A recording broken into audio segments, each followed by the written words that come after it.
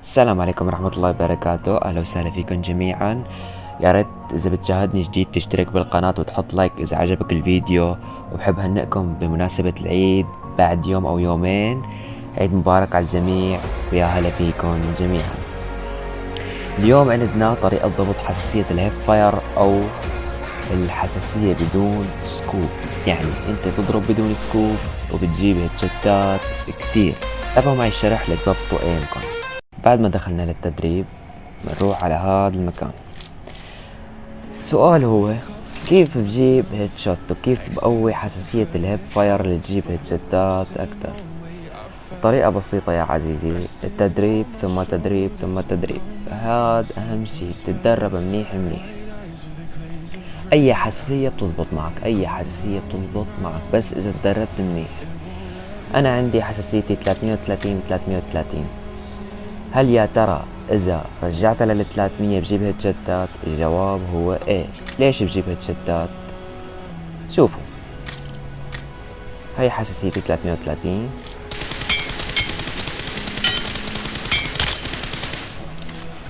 عم جيب هيدشوتات.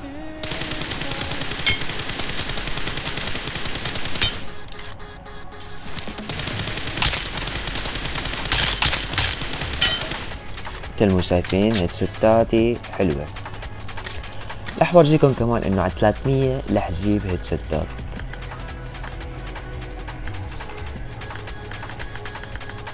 هاي 300 بنجرب، حتى اذا لاحظتوا ال 300 افضل من 330. ليش؟ حساسية ال 300 بطيئة بالنسبة ل 330. انا لهيك بفضل 330 لانها هي اسرع بشوي لتعطيني سلاسة باللعب. اما 300 بحسها بطيئة نوعا ما، بتقيد لي حركة اللاعب بيصير لعبي ابطأ وردة فعلي ابطأ. لهيك انا بفضل 330 عن 300.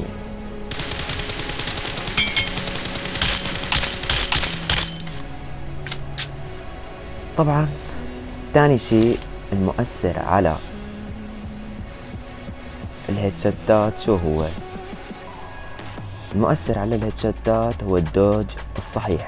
الدوج الصحيح، هلا مثلا انت عندك دوجك ما عم تعمل دوج صحيح، تمشي لقدام ترجع لورا، يعني من هالامور لازم تروح يمين وشمال يمين وشمال يمين وشمال يمين وشمال. واهم شي، اهم نقطة تركز عليها انه انت ايمك براس اللاعب يمين وشمال، وايمك براس اللاعب، مو تنزل الايم لتحت وبدك هيد شوت. شوف هاي دوج صحيح وايمي تحت، ما حيجي هيد شوت، ما حيجي هيد شوت. شوفوا كيف. هلا انا بدي اضرب على راس اللاعب واعمل دوج صحيح. فرقت ولا لا؟ فرقت.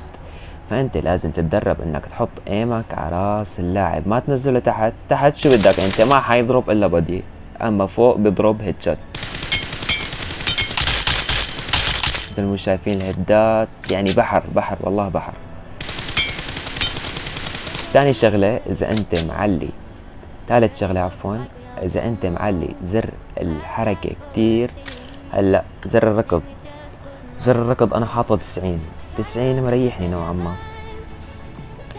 فانا اذا كان عندي يا 100 حتخف نسبة الهيدشوتات. ليش؟ لانه بصير عندي اللاعب سريع نوعا ما، وما حاحسن اسيطر على الايم مثل العالم والناس. ومع هيك بجيب هيدشوتات، بس الهيدشوتات حتخف عن قبل اذا كنت ماني مسيطر على حركة اللاعب وعلى حركة وعلى زر الحركة.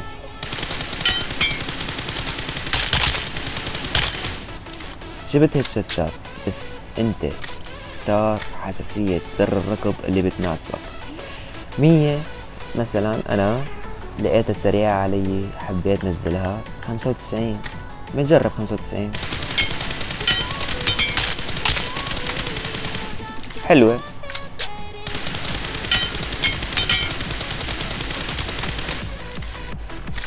نرجع على 90.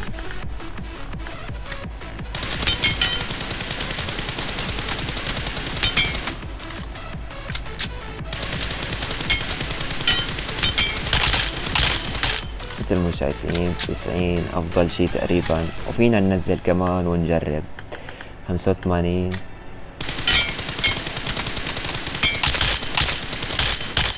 انت اللي رح تعمله يا صديقي انك انت حتحطه بالبداية 100. اذا حسيته سريع فانت بتنزل تلقائيا 5 حتى يزبط ايمك ويزبط اللعب عندك، ويصير عندك اللاعب يمشي بحركة انت تسيطر عليها وتعرف تمشي فيها وتضرب هيدات وتسيطر على ايمك وتحط الايم على الراس. هي اهم خطوة حكيناها، ايمك على الراس ودوج صحيح يمين وشمال يمين وشمال، مو تمشي لقدام وانت بتضرب، لا يمين وشمال بدون ما تمشي لقدام.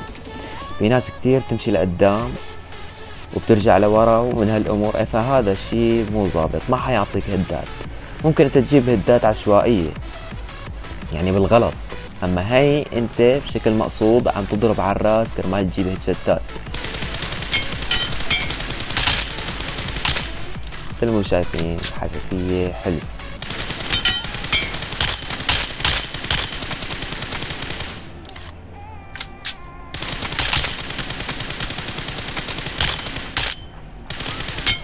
اي حساسية بتزبط معك اذا انتبهت على هدول ال3 نقاط اللي ذكرتهم.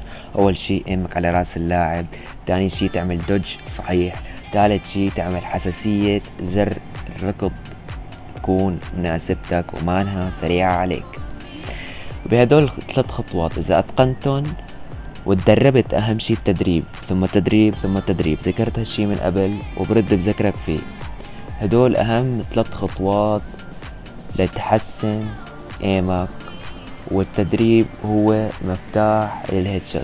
فانت اذا بدك هيدشوت كتير يجيب ايمك تروح تتدرب بهذا المكان. وكل ما بعدت، هلا مثلا انا قريب على الصنم، شوفوا كيف قريب على الصنم، روح يمين وشمال نجيب هيدشوتات كتير، برجع لورا شوي بتخف الهيدشوتات. فانت ينصح انك تتدرب من مكان بعيد، المكان بعيد، بحيث اذا انت قربت شوفوا كمية الهيدشوتات يعني زادت بنسبة 90%. اذا تدربت من مكان بعيد افضل لك من المكان القريب.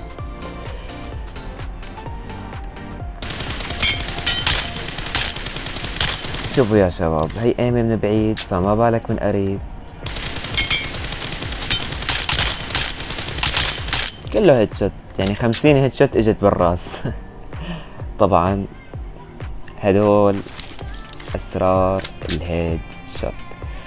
وفي كمان سر اخير حبيت خليه لاخر الحلقات، انك انت تعمل دوج. ببعض احيان ما بيجيب ايمك هيد شوت. هلا مثلا انا رايح بعيد وايمي ما عم يجيب هيد شوت، فبعمل دوج كرمال يجيب هيد شوت، بيكون الايم ضايع شوي، والدوج مع الكراوتش بيحسن لي نسبة الهيد شوت. تمام. هلا انا هاي دوج مثل ما شايفين، عملت كراوتش جبت هيدين ورا بعض، يعني اذا كان خصمك قدامك وعملت دوج مع كراوتش حتجيب هيدات حلوة اذا كان ايمك ضايع.